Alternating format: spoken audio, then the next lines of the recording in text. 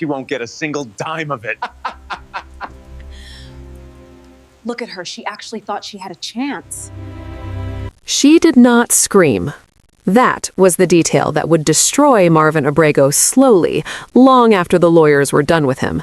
Not the slammed doors he braced for, not the shattered crystal he fully expected to find embedded in the wall of his $40 million penthouse, not the performance of a woman falling apart at the seams, the kind of collapse that would have made him feel powerful, generous even, for eventually taking her back. None of that came. Just silence. The kind that doesn't shake the room, the kind that restructures it. The penthouse sat 62 floors above the financial district, and from this height, the city below arranged itself the way Marvin had always believed the world to be, manageable, organized into rows of obedient light. Floor-to-ceiling glass stretched the entire northern face of the building, and beyond it, the skyline burned in cold blue and platinum, towers stacked against a moonless sky like columns in a ledger that had always balanced in his favor. He was laughing at 10:14 p.m. He always laughed easily. Alysia P. McGlothlin stood in the center of the master study and did not move for a long time. Her emerald gown, shimmering satin, thin-strapped, cut with the kind of precision that only comes from a woman who understands architecture in every form, caught the ambient glow pouring through the glass. Deep, saturated green that made her deep brown skin luminous, lit from the inside, the way a rare stone looks when someone finally bothers to hold it up to the light. Her makeup was still perfect. Her cheekbones still caught every angle. Her natural hair was swept into an elegant updo, two small diamond studs catching the cold blue of the city behind her. She had gotten dressed tonight for a dinner reservation she made herself, a table at Aubergine, the kind of evening she had engineered quietly, the way she engineered everything, precise, considered, designed to last. Marvin had canceled by text at 6:52 p.m. Something came up. Don't wait up. Laugh. As if her evening were a rough draft he hadn't needed to read. She had not cried then. She had simply set her phone face down on the Italian marble and stood there, feeling the specific weight of a woman who has finally finished counting. Her eyes were glossy now, standing in this study, not with grief, but with the particular exhaustion of someone who has been holding a structure upright with her bare hands for years and has just quietly decided to set it down. Her brows drew together slightly, not in anguish, in the focused stillness of a woman completing the final line of an equation she began 3 years ago. Her lips pressed together, trembled once, then stilled. Her chin lifted. 2 hours earlier, she had walked into the living room and found them there. Marvin, navy suit still warm from the dinner reservation she had made, leaned back on the white sofa like a man who owned the atmosphere itself, his body language sprawled and unconcerned, arms wide, jaw loose with laughter.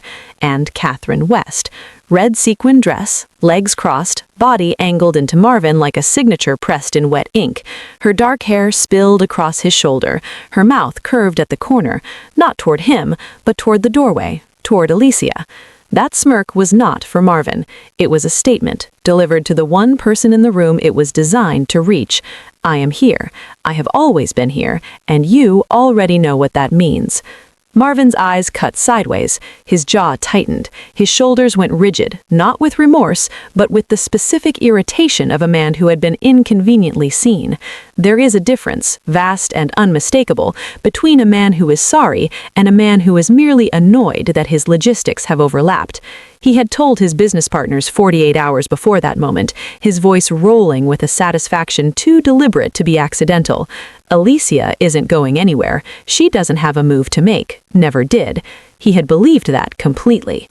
Alysia crossed the study now. Her footsteps were soundless on the imported marble floor, the same marble she had selected herself, sourced from a quarry in Portugal after Marvin couldn't tell the difference between 3 identical samples. She opened the lower drawer of the mahogany desk, removed a single envelope, thick, cream-colored, the kind used for documents that carry weight. She had prepared it 4 days ago, in the same calm she was feeling now. She had been precise then, too. She placed the signed divorce papers in the exact center of the desk. Then she removed her wedding ring, $480,000 of platinum and emerald-cut diamond, 3 years of her architecture, of algorithms written at 2 a.m., of deals restructured on international flights, of entire market frameworks built inside her mind and handed to a man whose name appeared above hers on nothing, compressed into a circle, small enough to rest in her palm.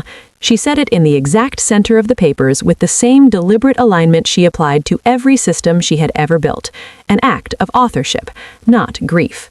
She stepped back. She looked at the desk for exactly 3 seconds. Then she picked up the single leather bag she had packed, dark, structured, quietly expensive, and walked out the front door without looking back. The rain outside was immediate and cold, the kind that arrives without apology, soaking through in seconds. Alysia stepped out onto the private drive and let it come. She did not reach for her phone. She did not pull up a car service. She stood in the downpour in her emerald gown, rain tracing slow lines down her cheekbones, and she breathed, slowly, fully, for the first time in 3 years, the way a woman breathes when she remembers that her lungs were always her own.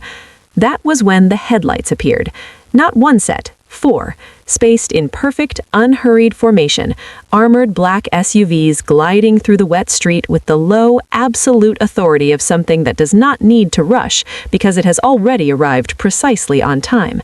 They slowed to a stop, one after another, engines nearly silent beneath the sound of rain. The rear door of the center vehicle opened. He stepped out. No umbrella for himself. He walked directly toward her through the downpour, charcoal 3-piece suit unmarked, as if the weather understood the hierarchy of the moment. His posture was perfectly still, not performing, his sharp jaw relaxed, his jet black hair swept back with a precision that the rain did not disturb. The cold blue glow of the city caught the clean lines of his face and held there. Ryu Kwang-Ho extended the umbrella over her head in one seamless motion. His dark eyes found her face and stayed, not with hunger, not with possession, with something far more dangerous than either: recognition. The way a man looks at something he has been watching from a careful distance for 2 years, waiting with the patience of someone who understands that real value does not expire for exactly this moment. "It's about time," Ryu said quietly. His voice was steady, iron wrapped in something warmer than silk. Alysia looked at him for a long moment. Rain drummed against the umbrella above them. 62 floors up, Marvin Abrego was still laughing, already composing the version of this story where she came back by the weekend, grateful, corrected, properly returned to her place. She stepped forward. She got into the car. Here is what no one ever tells you about a woman like Alysia P. McGlothlin. She didn't leave because she was hurt. She left because she finished. And the most dangerous thing in any empire is not the man who built the throne. It's the architect who drew the blueprints and just took them back. If you need to know how this unfolds, subscribe right now and drop a comment telling me where in the world you're watching from. I personally read every single one, because knowing how far this story is traveling means everything to me. The collapse is coming. The gala scene alone will leave you speechless. Don't miss it. The elevator took 62 floors to reach the lobby, and Alysia rode it in complete silence. She did not look at her reflection in the brushed steel doors, though the emerald of her gown burned in the metal surface like something alive. She kept her eyes forward. Her leather bag rested against her calf. Her shoulders were back. Her breathing was even and measured, the way she had learned to breathe in boardrooms where men spoke over her, around her, and occasionally about her, as though she had stepped out for coffee and not simply shifted her gaze toward the window. The lobby materialized around her. White marble, low lighting, the quiet theater of a building designed to make its residents feel they had ascended beyond ordinary consequence. The night doorman looked up from his desk. Something in her face made him stand straighter. He said nothing, only moved quickly to hold the glass door open, and she walked through it without breaking stride. The rain hit her immediately. It was not the kind of rain that gives you a moment to reconsider. It came fast and cold and total, the way certain truths arrive, without negotiation, without apology, without any interest in whether you were ready. Within seconds, it had traced dark lines down her collarbone, beaded across her bare shoulders, flattened the fine edges of her updo into something rawer and more honest than the style she had constructed earlier that evening. She stood at the edge of the private drive and let it. This was what she had not allowed herself in the penthouse. Not the anger. She had processed that weeks ago, quietly, the way she processed every problem, in the deep architecture of her own mind where no one else had ever been granted access. Not even Marvin. Especially not Marvin. What she allowed herself now, standing in the downpour and $4,000 worth of satin, was simply the sensation of being outside, of no longer being contained within walls she had helped choose, within a life she had helped engineer for a man who had looked at all of it and seen only himself reflected back. She breathed slowly. The rain came harder. She did not reach for her phone. The headlights appeared at the far end of the drive, and they moved the way serious things move, without hurry, without announcement, carrying the quiet weight of something that has already decided the outcome of the evening. 4 sets, perfectly spaced, armored black SUVs emerging from the wet dark in formation, their headlights cutting clean lines across the rain-slicked pavement, their engines producing a sound barely above the storm, a low, controlled hum that suggested vast power held deliberately in check. They glided to a stop in sequence, one after another, precise as a sentence written by someone who never uses a word they don't mean. The rear door of the center vehicle opened. Ryu Kwang-Ho did not rush. He stepped out into the rain without a second's hesitation, no umbrella raised over his own head, charcoal 3-piece suit absorbing the downpour as though weather were simply another variable he had already accounted for. He was tall, lean in the way that suggests economy rather than absence, a man whose stillness carried more mass than other men's movement. His jaw was sharp and unhurried, his jet black hair swept back with a precision the rain declined to disturb, caught the cold city light behind him and held it. He walked directly to her, not toward her general vicinity, not to a point somewhere politely adjacent, directly to her, closing the distance with the focused calm of a man who had known exactly where he was going for considerably longer than this evening. He extended the umbrella over her head in one seamless motion, not theatrical, not performing, simply done, the way he did everything, as though the alternative had never seriously been considered. His dark eyes found her face and stayed there. She had seen many kinds of attention in her life. She had been looked at by men who saw a beautiful woman, by colleagues who saw a useful mind, by Marvin, who had in the beginning seen both, and then gradually, quietly, without any single decisive moment she could point to, had come to see only an asset, something that ran in the background of his life, processing, maintaining, producing, requiring very little acknowledgement to keep functioning. Ryu Kwang-Ho looked at her the way a person looks at something they have been waiting a long time to stop watching from a distance. Not with hunger, not with the particular acquisitive quality she had learned to recognize and file away without expression. With recognition, with the calm certainty of a man arriving at a conclusion he had already worked through completely. "It's about time." His voice was low and unhurried, iron wrapped in something that had learned over many years to be patient with what it wanted. Alysia looked at him for a long moment. Rain drummed against the umbrella above them, a private percussion in the middle of the open city. She thought about the 62 floors above her.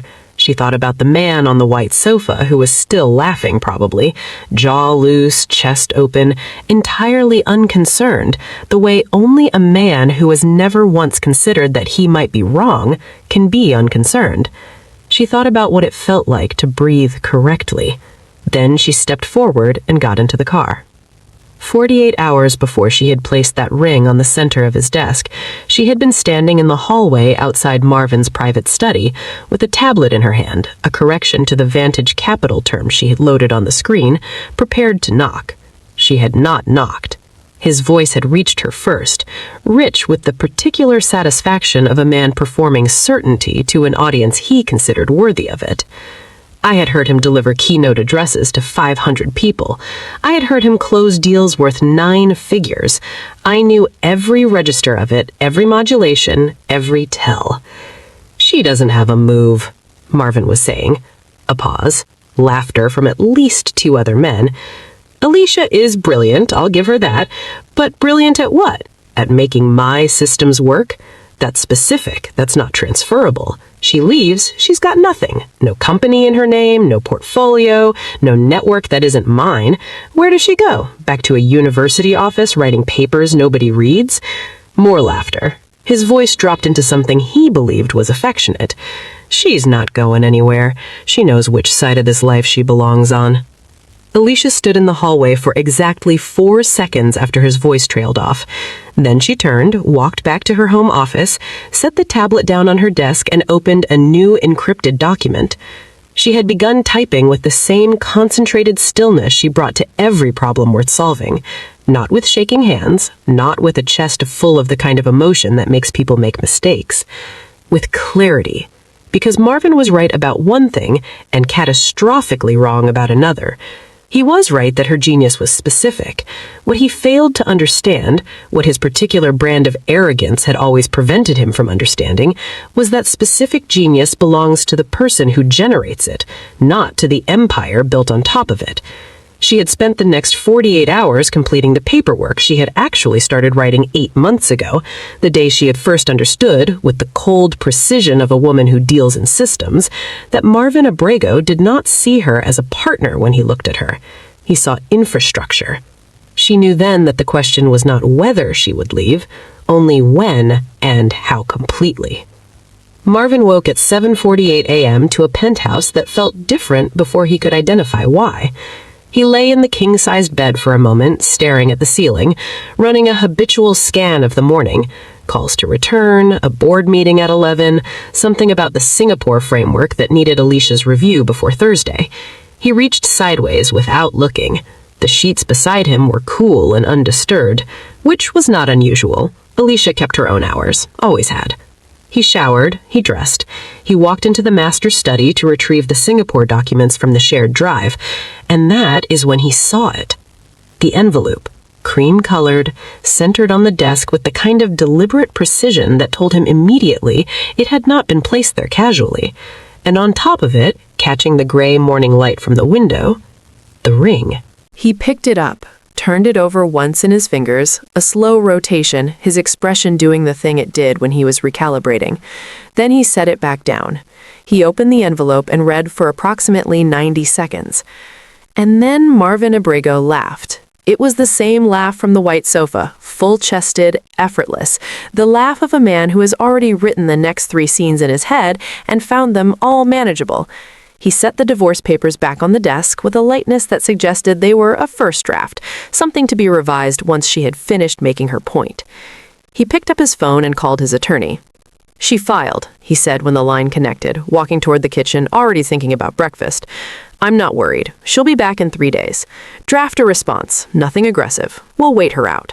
He paused at the refrigerator. "And find out where she's staying. Shouldn't be hard. She doesn't know anyone in the city who isn't connected to me." He set his phone on the counter. He made himself coffee. He was completely correct that it shouldn't be hard to find her. What he did not yet understand was that finding Alysia and accessing Alysia had become, sometime in the last 24 hours, 2 entirely different propositions.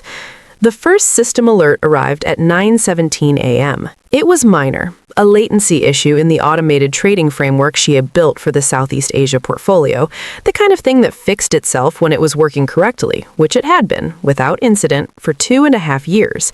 His technical team flagged it in the internal channel and assigned it to the usual maintenance queue. By noon, there were 4 more alerts. By 3 p.m., the Singapore framework had produced outputs that made no coherent sense, numbers that his analysts stared at for 20 minutes before concluding, carefully, that something in the underlying logic had either been removed or had simply ceased to function without the person who understood it. Marvin's chief technical officer called at 3:47 p.m. "We need Alysia on the Singapore model," he said. "There's a dependency in the core architecture that isn't documented anywhere we can find. It's not failing exactly, it's just a pause. It's like trying to run a building's electrical system without the panel. Everything's connected to something we can't locate." He set him to figure it out. By Thursday morning, the day he had privately set as the deadline for her return, 17 distinct systems were producing errors that his entire technical team collectively could not diagnose. Not because the code was hidden, because the code was hers, built with an internal logic so particular to the way Alysia McGlothlin thought that without her to interpret it, it was simply a language no one else in the building spoke. He sent her a message at 8 a.m. on Thursday. "We should talk. This has gone far enough." The message delivered, it did not receive a reply. He sent another at noon. At 4 p.m., he called his investigator and told him to find her, immediately. He was no longer thinking about breakfast or board meetings or the performance of a man unbothered. The smile was still technically present, the structural habit of a face that had been confident for 43 years. But something behind it had begun quietly to understand that the math was not adding up the way he had assumed. The ring was still on the desk. He had not moved it. The car had taken her somewhere she did not recognize until the third turn. Not out of the city, deeper into it, through streets that existed in a layer of the financial district most people never accessed because most people had no reason to. The buildings here were unremarkable from the outside, deliberate in their plainness, the architectural equivalent of a person who does not need to announce what they are worth. The SUV rolled to a stop in front of a structure that presented itself as a private research campus, its only identification a small brushed steel panel beside the entrance bearing a single word in understated font, Meridian. Ryu Kwang-Ho said almost nothing during the drive. This was something she noted without tension. She had spent years in rooms with men who could not tolerate silence, who filled it reflexively with their own thoughts, their own assurances, their own narration of events. Marvin had been a spectacular practitioner of this. He could make a silence feel like a vacuum that required his voice to resolve it. Ryu Kwang-Ho sat with silence the way he sat with everything else, as though it were a natural condition, neither threatening nor empty. Twice, he had looked at her in the low light of the car, not with expectation, simply the way you check on something you are responsible for without making the checking into a performance. Once, he had said, "You don't have to decide anything tonight." She had understood that he meant this specifically, and she had nodded once, and that had been sufficient. Inside the Meridian building, everything changed. The exterior's plainness gave way to something that operated on a different register. Clean, vast, quietly extraordinary. The kind of space that doesn't announce its investment, but makes you feel it in the quality of the air, the specific resonance of the floors, the way the lighting had been designed not to illuminate a room, but to make thought possible. Rows of development stations, server infrastructure behind climate-controlled glass, a central open floor that felt less like a lab and more like a mind given physical form. Alysia stopped walking. She stood in the center of the main floor and simply looked. Ryu stopped beside her, unhurried, and let her look for as long as she needed. "This has been operational for 14 months, he said, his voice carrying the same low, unhurried quality it always seemed to carry. "We have 3 active development teams. None of them are working on anything that approaches the level of what you built for the Abrego portfolio." A brief pause. "We've known that for a while." She turned to look at him. "You've been watching the portfolio," she said. It was not quite a question. "We've been watching the architecture," he said. "There's a difference. The portfolio is Marvin's. The architecture was always yours." She was quiet for a moment, processing the specific weight of that sentence, the way it arranged what she already knew into a formation she had never heard aloud, not by Marvin, not by anyone in the years she had spent building inside his infrastructure. The Vantage restructure in 2022. "Written entirely by you," Ryu said, filed under his signatures. "We know. We've known for 2 years." The question she had not let herself ask directly surfaced now, clean and necessary. "Then why?" Because you weren't ready to leave, he said. Not harshly, simply, the way someone states a fact they have waited a long time to be able to say to the appropriate person. Alysia looked at him for a long moment. She thought about the hallway outside Marvin's study, the 4 seconds she had stood there after his voice trailed off, the calm certainty with which she had walked back to her desk and begun typing. She thought about how long she had believed in some portion of herself she had never examined too directly, that the Empire required her more than she required the Empire. She thought about how wrong she had been and how long it had taken her to simply add the numbers correctly. "Show me the development budget," she said. Something shifted in Ryu Kwang-Ho's expression. Not surprise, not satisfaction in any performed sense, something quieter than either. The particular quality of a person who has been certain about an outcome for long enough that watching it arrive is less triumph than relief. He led her toward the far end of the floor where a private office occupied a glass-walled corner, its interior visible and spare, a wide desk, a wall-mounted display currently dark, and 2 chairs positioned as equals rather than arranged for audience. He touched a panel beside the door. The display came to life. The figures it showed, development capital, infrastructure allocation, research budget unrestricted by quarter, made Marvin's annual R&D commitments look like a rounding error. Alysia stood in front of the screen and read every line of it. She took her time. She did not perform an expression for anyone's benefit. She simply read, the way she always read, completely without the part of her mind that used to preemptively translate everything through the filter of what Marvin would think about it, whether he would approve, whether it served his existing framework. That filter, she realized, was simply no longer running. When she finished, she turned from the screen. "I have one condition," she said. Ryu's expression remained still, attentive. "My name," Alysia said, "on every framework, every filing, every public-facing document. Nothing I build here exists under anyone else's signature."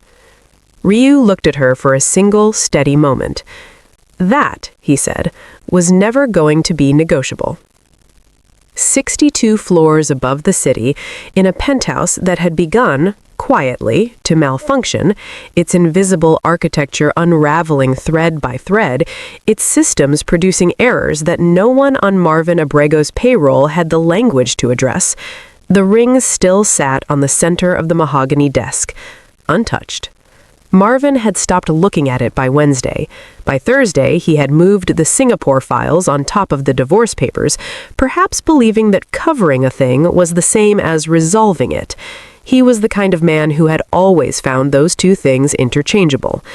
He did not yet know that Alysia had written a clause into the original company foundation documents 3 years ago, a single provision nested in language so precise and so unremarkable in its placement that it had survived 2 independent legal reviews without question, a provision designed to activate upon one specific condition: her departure. He did not know this because he had never read the founding documents she drafted. He signed them, of course. He always signed what she put in front of him. He just never read it first. Subscribe now, because what Marvin is about to discover will rewrite everything he thought he understood about what he built. The Obsidian Gala is coming. The reckoning has already been scheduled. Drop a comment and tell me where in the world you're reading from. I read every single one, and I want to know exactly how far this story has traveled. We're just getting started.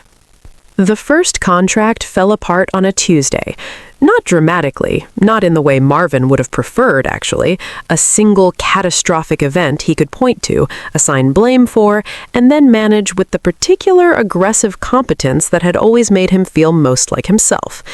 It fell apart when the thing holding it together had been quietly removed, gradually, then completely, each clause discovering in sequence that the logic connecting it to the next clause was no longer operative. The Hartwell Group's position shifted. The Pacific Rim arbitrage model began producing latency gaps that cost his trading desk $11 million across 6 weeks. The automated compliance monitoring that had kept 3 of his subsidiary structures clean through 2 regulatory cycles quietly stopped updating, and no one noticed until a government filing deadline passed without the correct documentation attached. His legal team noticed that one. By the end of the second month, Marvin had spent $4 million on technical consultants, 3 of whom had told him in varying degrees of careful language essentially the same thing. The system was not broken, it was simply operating without its author, and there was a meaningful difference between a system that was broken and a system that was built to require a specific intelligence to function correctly. He threw the report in the recycling bin. By the end of the second month, the cascade had begun. Not loudly. Alysia's mathematics did not fail loudly. They had not been built loudly. They untangled the way a precisely knotted structure untangles when you remove the central thread, with an almost elegant progression, each system discovering in turn that the thing it depended on was no longer calibrated correctly, passing its misalignment forward to the next dependent system, which passed it forward again. The vantage capital position shifted. The Pacific Rim arbitrage model began producing latency gaps that cost his trading desk $11 million across 6 weeks. The automated compliance monitoring that had kept 3 of his subsidiary structures clean through 2 regulatory cycles quietly stopped updating, and no one noticed until a government filing deadline passed without the correct documentation attached. His legal team noticed that one. By the end of the third month, Marvin had spent $4 million on technical consultants, 3 of whom had told him in varying degrees of careful language essentially the same thing. The system was not broken, it was simply operating without its author, and there was a meaningful difference between a system that was broken and a system that was built to require a specific intelligence to function correctly. He threw the report in the recycling bin. By the end of the third month, the cascade had begun. Not loudly. Alysia's mathematics did not fail loudly. They had not been built loudly. They untangled the way a precisely knotted structure untangles when you remove the central thread, with an almost elegant progression, each system discovering in turn that the thing it depended on was no longer calibrated correctly, passing its misalignment forward to the next dependent system, which passed it forward again. The vantage capital position shifted. The Pacific Rim arbitrage model began producing latency gaps that cost his trading desk $11 million across 6 weeks. The automated compliance monitoring that had kept 3 of his subsidiary structures clean through 2 regulatory cycles quietly stopped updating, and no one noticed until a government filing deadline passed without the correct documentation attached. His legal team noticed that one. By the end of the third month, Marvin had spent $4 million on technical consultants, 3 of whom had told him in varying degrees of careful language essentially the same thing. The system was not broken, it was simply operating without its author, and there was a meaningful difference between a system that was broken and a system that was built to require a specific intelligence to function correctly. He threw the report in the recycling bin. By the end of the third month, Marvin had spent $4 million on technical consultants, 3 of whom had told him in varying degrees of careful language essentially the same thing. The system was not broken, it was simply operating without its author, and there was a meaningful difference between a system that was broken and a system that was built to require a specific intelligence to function correctly. He threw the report in the recycling bin. By the end of the third month, Marvin had spent $4 million on technical consultants, 3 of whom had told him in varying degrees of careful language essentially the same thing. The system was not broken, it was simply operating without its author, and there was a meaningful difference between a system that was broken and a system that was built to require a specific intelligence to function correctly. He threw the report in the recycling bin. By the end of the third month, Marvin had spent $4 million on technical consultants, 3 of whom had told him in varying degrees of careful language essentially the same thing. The system was not broken, it was simply operating without its author, and there was a meaningful difference between a system that was broken and a system that was built to require a specific intelligence to function correctly. He threw the report in the recycling bin. By the end of the third month, Marvin had spent $4 million on technical consultants, 3 of whom had told him in varying degrees of careful language essentially the same thing. The system was not broken, it was simply operating without its author, and there was a meaningful difference between a system that was broken and a system that was built to require a specific intelligence to function correctly. He threw the report in the recycling bin. By the end of the third month, Marvin had spent $4 million on technical consultants, 3 of whom had told him in varying degrees of careful language essentially the same thing. The system was not broken, it was simply operating without its author, and there was a meaningful difference between a system that was broken and a system that was built to require a specific intelligence to function correctly. He threw the report in the recycling bin.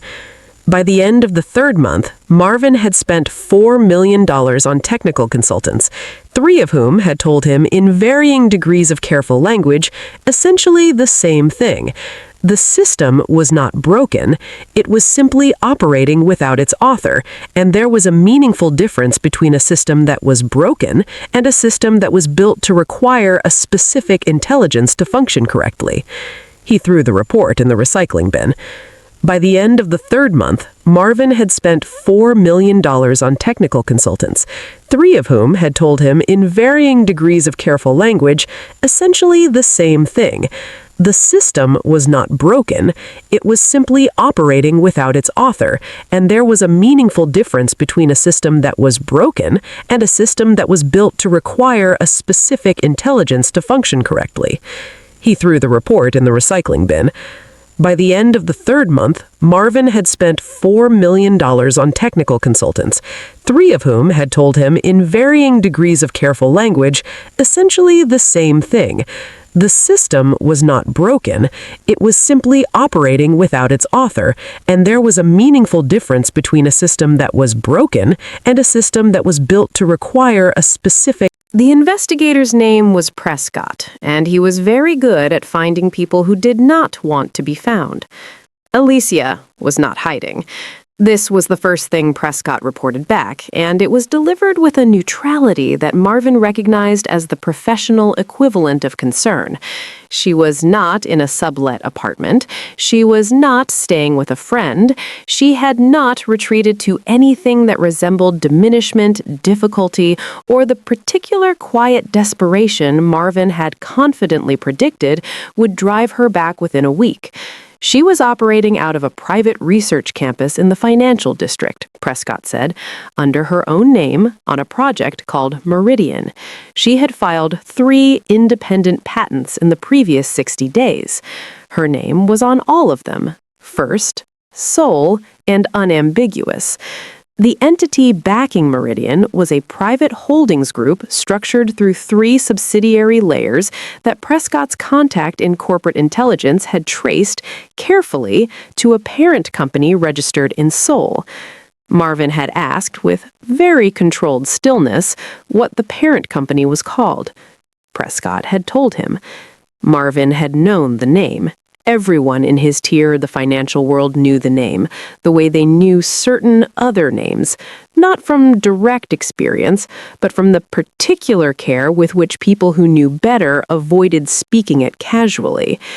He had set his phone down and looked out the window for a long time. She was not struggling. She was not waiting. She was not performing the distress of a woman who had stepped off a ledge she couldn't survive. She was building, with her name on everything, in a world that his own investigators had described, without apparent irony, as one he could not access. A world that had its own architecture, its own protocols, its own hierarchy, and that had apparently decided, at some level above Marvin's visibility, that Alysia P. McGlothlin was worth more than anyone inside his penthouse had ever behaved as though she were. He called Katherine. She came to the penthouse that evening and listened to him talk for 2 hours. and she said the things that a woman in a red sequined dress says to a man who needs to feel that he is still the protagonist of his own situation. She called Alysia ungrateful. She called the whole circumstance a strategic overcorrection by a woman trying to prove a point. She told him Alysia would resurface eventually, make her demands, and that he should be prepared to offer something modest and final. Marvin listened to all of this. He did not find it as convincing as he once would have. The Obsidian Gala was held on the first Friday of November in the event floor of a building so exclusive that its address was not listed in any public directory. It existed by invitation alone, a gathering of the 80 or so people who occupied the specific altitude of the financial world where the air was thin and the decisions made over dessert rearranged markets by morning. Marvin had attended every year for 6 years. His invitation had arrived as usual on cream cardstock, and he had confirmed as usual and arrived as usual in a black car with his name preceded by the correct number of zeros to ensure his place in the room. He had not known she would be there. He had not known because no one who knew had told him, and this itself should have been information, but Marvin had spent 6 months managing a cascading operational crisis and had not had bandwidth for the particular social intelligence that would have told him what the invitation list already reflected, that the Obsidian Gala had for the first time added a name. He saw her from across the room. She was standing near the center of the floor, and the crowd had arranged itself around her the way crowds arrange themselves around people who generate a field of gravity, not with performance, not with the manufactured attention of celebrity, but with the organic attentiveness of rooms full of serious people who have identified something worth orienting toward. She wore midnight blue this time, a structured gown that fit her with the precision of something made for exactly her body and no other, and her hair was down, natural, full, falling past her shoulders in a way that had no apology in it. She was speaking to 2 people Marvin recognized as the kind of names that made his own name feel suddenly provisional. She was not looking at him.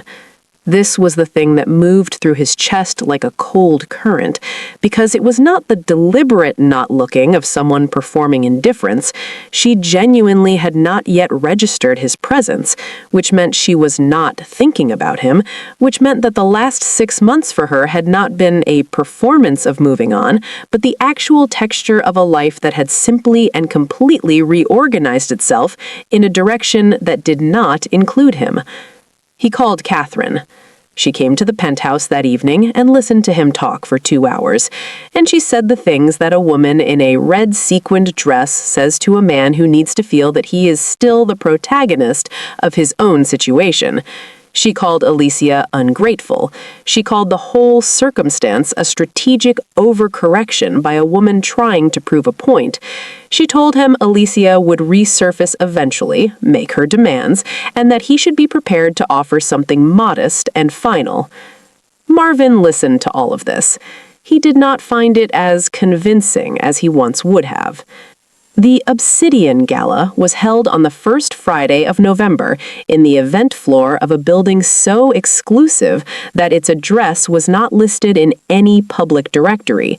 It existed by invitation alone, a gathering of the 80 or so people who occupied the specific altitude of the financial world where the air was thin and the decisions made over dessert rearranged markets by morning. Marvin had attended every year for 6 years. His invitation had arrived as usual on cream cardstock, and he had confirmed as usual and arrived as usual in a black car with his name preceded by the correct number of zeros to ensure his place in the room. He had not known she would be there. He had not known because no one who knew had told him, and this itself should have been information, but Marvin had spent 6 months managing a cascading operational crisis and had not had bandwidth for the particular social intelligence that would have told him what the invitation list already reflected, that the Obsidian Gala had for the first time added a name. He saw her from across the room. She was standing near the center of the floor, and the crowd had arranged itself around her the way crowds arrange themselves around people who generate a field of gravity, not with performance, not with the manufactured attention of celebrity, but with the organic attentiveness of rooms full of serious people who have identified something worth orienting toward. She wore midnight blue this time, a structured gown that fit her with the precision of something made for exactly her body and no other, and her hair was down, natural, full, falling past her shoulders in a way that had no apology in it. She was speaking to two people Marvin recognized as the kind of names that made his own name feel suddenly provisional. She was not looking at him. This was the thing that moved through his chest like a cold current, because it was not the deliberate not looking of someone performing indifference. She genuinely had not yet registered his presence, which meant she was not thinking about him, which meant that the last 6 months for her had not been a performance of moving on, but the actual texture of a life that had simply and completely reorganized itself in a direction that did not include him. He called Katherine. She came to the penthouse that evening and listened to him talk for 2 hours, and she said the things that a woman in a red sequined dress says to a man who needs to feel that he is still the protagonist of his own situation. She called Alysia ungrateful. She called the whole circumstance a strategic overcorrection by a woman trying to prove a point. She told him Alysia would resurface eventually, make her demands, and that he should be prepared to offer something modest and final. Marvin listened to all of this. He did not find it as convincing as he once would have. The Obsidian Gala was held on the first Friday of November in the event floor of a building so exclusive that its address was not listed in any public directory. It existed by invitation alone, a gathering of the 80 or so people who occupied the specific altitude of the financial world where the air was thin and the decisions made over dessert rearranged markets by morning. Marvin had attended every year for 6 years.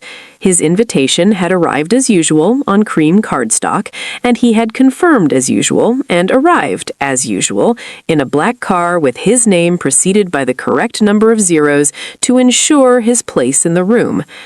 He had not known she would be there. He had not known because no one who knew had told him, and this itself should have been information, but Marvin had spent 6 months managing a cascading operational crisis and had not had bandwidth for the particular social intelligence that would have told him what the invitation list already reflected, that the Obsidian Gala had for the first time added a name. He saw her from across the room. She was standing near the center of the floor, and the crowd had arranged itself around her the way crowds arrange themselves around people who generate a field of gravity. His face did not perform any of the things it usually performed. It simply went through a series of small structural adjustments, the way a building's face changes when something load-bearing inside it has been removed. That is a summary, Ryu said, of the debt obligations your primary holding company, your 3 secondary subsidiaries, and your personal financial instruments currently carry. You'll note the creditor on each line item. He paused, letting the room's silence do the work that lesser men filled with words. They are all the same creditor. Marvin looked up from the document. Since the 2nd month of your operational difficulties, Ryu continued, I have been acquiring your debt instruments through intermediary structures, quietly, at a pace designed not to create market signal. A brief pause. You have very good bankers, Mr. Abrego. They simply were not looking for what I was doing. You can't, Marvin began. The algorithmic frameworks, Ryu said, upon which your entire portfolio architecture was built, and which are now, per the attribution review completed last month, formally assigned to their author, I also hold licensing interest in those, as original development occurred partially on infrastructure I have owned for 3 years. He let that arrange itself in the room before continuing. What this means, in practical terms, is that the debt is callable, the intellectual property is attributed, and your primary operating systems are running, as I understand it, at approximately 31% of their designed capacity. He tilted his head, almost gently.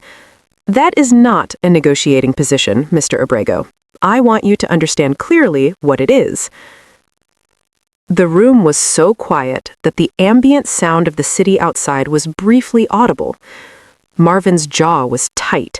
His eyes moved around the room to faces he had sat beside at tables like this one for years, faces that were now arranged with the specific expressionlessness of people watching something that has been a long time coming. "Call it in," he said. The bluster had left his voice. What remained was something rawer, the sound of a man whose identity was so entirely constructed from a particular kind of power that its removal produced something almost like vertigo. "Effective immediately," Ryu said. "Yes." What happened next was not loud. None of it was loud. The lawyers Ryu had positioned in 3 separate corners of the room moved with the quiet efficiency of people executing a prepared sequence. Documents appeared. Phones were made.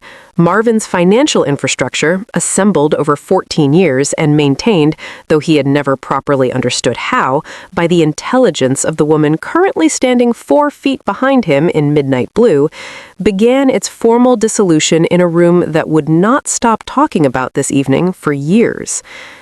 Marvin's knees did not literally buckle, but there was a moment, brief, unmistakable to anyone watching closely, where the structure that had kept him vertical seemed to lose its certainty about its function.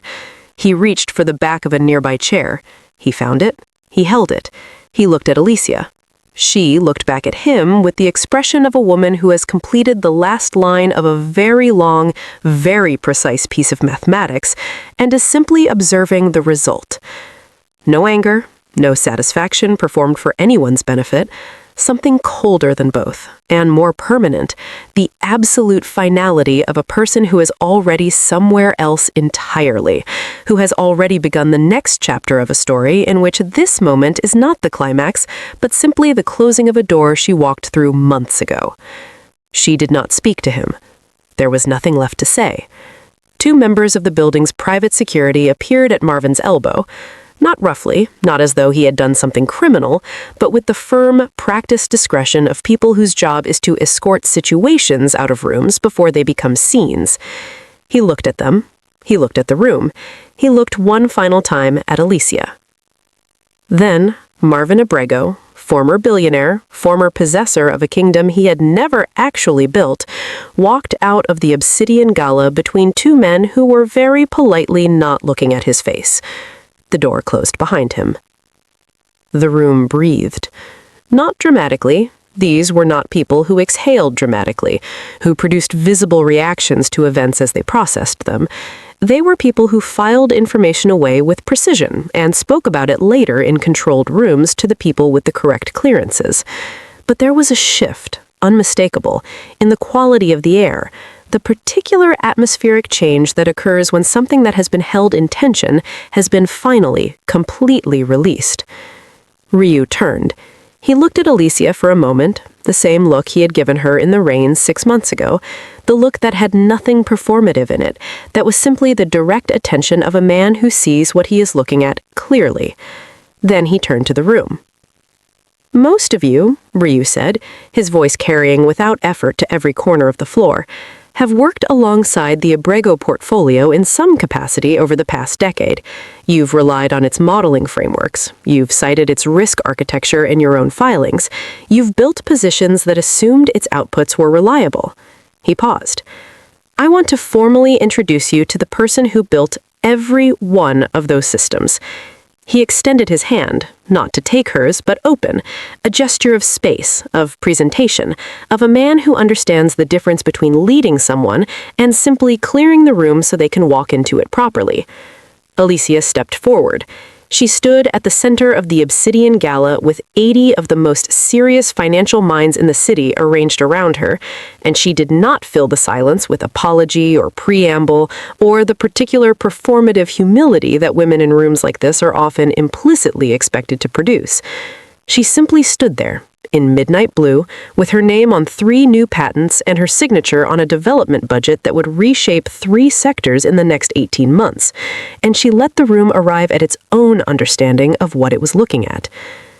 "My name is Alysia P. McGlothlin," she said. Her voice was even and clear, and carried the specific quality of someone who has been waiting a long time to introduce themselves correctly. "I'm the architect. I'm the founder, and I have some things I'd like to build." The room listened. For the first time in her professional life, in a room that mattered, the room simply listened. Ryu Kwang-Ho stood 2 steps to her left and slightly behind, not diminished, not absent, but positioned with the deliberate precision of a man who knows exactly where he belongs in any given architecture. Present. Steady. The way a foundation is present. The way a foundation is steady. Outside, 62 floors above the city that had always arranged itself in Marvin Abrego's favor, a penthouse sat quiet and undisturbed. The divorce papers were still on the desk. The ring was still centered on top of them, catching whatever light remained. No one was coming back for either. The math was complete. And this is where her story actually begins. If you've made it this far, you already know. This is the kind of story that stays with you. Subscribe so you don't miss what comes next, because Alysia's first move as founder is about to send shockwaves through every room Marvin Abrego was ever welcomed into. Drop a comment and tell me where in the world you're reading from. I want to know exactly how far the story has traveled. Every single comment gets a response. We built this together. Let's keep going.